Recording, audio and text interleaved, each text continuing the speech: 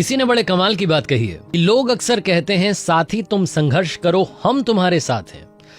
अगर लोग वाकई में आपके साथ होते तो आपको संघर्ष करने की जरूरत ही नहीं पड़ती। हाय गाइस, मेरा नाम है आरजे कार्तिक। माय एफएम से एक छोटी सी कहानी। ये कहानी एक जौहरी की, जिनकी यंग एज में डेथ हो गई। उनके चले जाने के बाद में उनके पीछे इस दुनिया में रह गई उनकी वाइफ और उनका बेटा। माँ ने एक दिन अपने बच्चे को बुलाकर के कहा कि बेटा, हमारे पास में जितने पैसे थे, जितनी सेविंग्स थी, धीरे धीरे खत्म हो रही है। अब सेविंग्स नहीं बची हैं।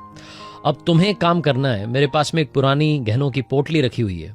इस गहनों की पोटली को ले जाकर के मार्केट में बेच दो। जो पैसा आएगा उससे थोड़ी सेविंग्स हो जाएगी। तुम्हारी पढ़ाई का खर्चा, हमारे घर का खर्चा कुछ सालों के लिए निकल जाएगा। हमें परेशान होने की जरूरत नहीं होगी। तो ये पैसा हमें चाहिए, इसके लिए तुम जाओ और मार्केट में ले जाकर के इस गहनों की पोटली को बेच दो। तो बच्चे ने पूछा कि माँ, कौन सी दुकान पर बेचूं, कहां पर सही दाम मिलेंगे? तो माँ ने कहा कि शहर के दूसरे छोर पर, दूसरे किनारे पर एक दुकान है। हमारे दूर के रिश्तेदार हैं, तुम्हारे चाचा लगते हैं। उनको जाकर के कहना कि अंकल जी, पापा जी अब इस दुनिया में नहीं है। सारी बात उनको समझाना और कहना कि माँ ने गहनों की पोटली दी है, आप इसे सही दाम में खरीद लीजिए, हमारी मदद कर दीजिए।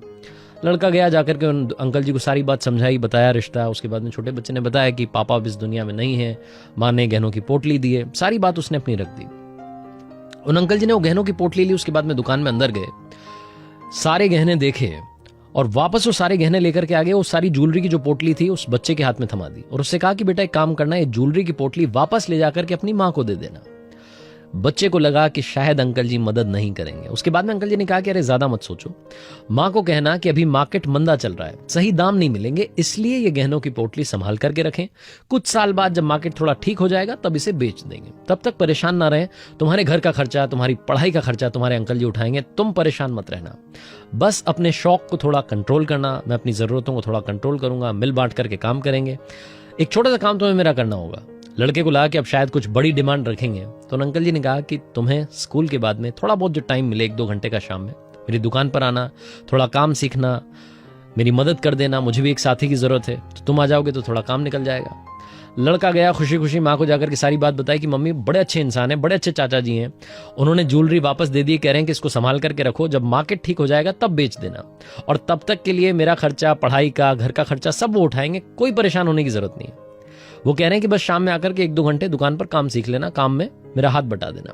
माँ बड़ी खुश हुई, जाकर के ऊपर वाले को प्रणाम करने लगी कि आपका धन्यवाद है, इस दुनिया में अभी भी ऐसे लोग मौजूद हैं जो कि हमारी मदद करना चाहते हैं। ऐसे रिश्तेदारों का धन्यवाद कि वो में हमारी जिंदगी में आए। बहुत कुछ माँ ऊपर वाले को धन्यवाद करते हुए बोलने लगी।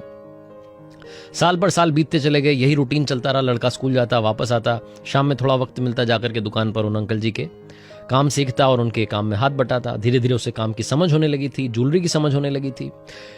एक दिन उन अंकल जी ने उस बच्चे से कहा कि बेटा एक काम करना, कल जब शाम में आओ तो वो ज्वेलरी की पोटली लेकर के आना, अब मार्केट थोड़ा ठीक हो गया है, अब सही दाम मिल जाएंगे। लड़का गया, जाकर के माँ से कहा कि माँ अब सही वक्त आ गया है, हमें गहने बेच देने चाहिए। माँ गई, अंदर से वो ज्वेलरी की पोटली लेकर के आ गई, बच्चे के हाथ में रख दी। बच्चा अपने कमरे में गया तो उसको लगा कि एक बार ये गहने देख लेता हूँ कि कौन कौन सी ज्वेलरी है, आखिर है क्या इसमें। उसे समझ तो हो ही चुकी थी। उसने गहनों की पोटली खोली और जैसे ही वो पोटली खुली, लड़का हक्का बक्का रह गया, शॉक्ड था, हैरान था। उसके पैरों के नीचे से जमीन खिसक गई। सारी ज्वेलरी नकली थी।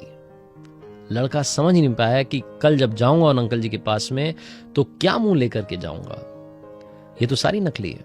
अगले दिन हिम्मत करके वो खाली हाथ वहां पहुंचा। अंकल जी ने पूछा कि बेटा क्या हुआ, ज्वेलरी की पोटली लेकर के नहीं आए?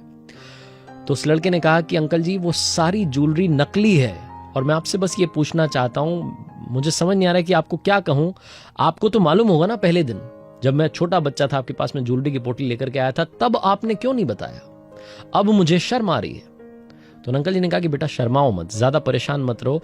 मैंने तुम्हें उस दिन इसलिए नहीं बताया क्योंकि अगर मैं तुम्हें उस दिन सच बता देता, ये कह देता कि ये सारे गहने नकली हैं, तो तुम और तुम्हारी माँ इस बात पर यकीन नहीं करते। तुम लोगों को लगता कि अंकल जी हमसे पीछा छुड़ा रहे हैं, हमारे ऊपर संकट आया है तो हमारे रिश्तेदार हमसे दूर भाग रहे हैं, हमारी मदद नहीं करना चाह रहे हैं, इसलिए मैंने तुम्हें कुछ नहीं बताया। आज जब तुम्हें गहनों की समझ हो गई, तुम काम सीख चुके हो, तो तुम्हें पता है कि वो नकली है। आज तुम्हें असली और नकली का मतलब समझ में आ गया है। मैं बस तुम्हारी मदद करना चाहता था, दिल से मदद करना चाहता था। छोटी सी कहानी बहुत बड़ी बात सिखाती है। उन अंकल जी ने ये सच छुपा करके रखा क्योंकि वो उन लोगों को ये एहसास नहीं करवाना चाहते थे कि अंकल जी दूर भाग रहे हैं, रिश्तेदार जो है हमसे पीछा छुड़ा रहे हैं।